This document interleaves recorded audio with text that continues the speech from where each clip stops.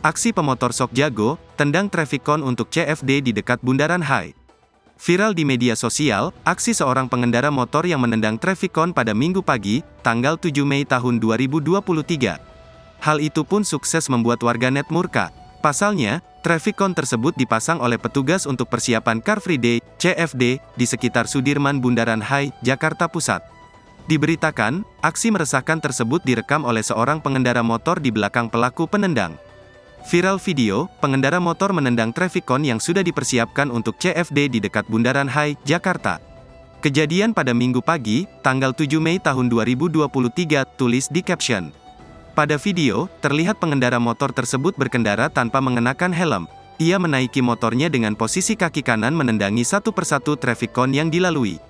Sontak beberapa traffic cone tersebut terjatuh di jalan. Karena aksi tersebut pun, banyak warganet yang berharap agar polisi segera menindak pengendara meresahkan itu.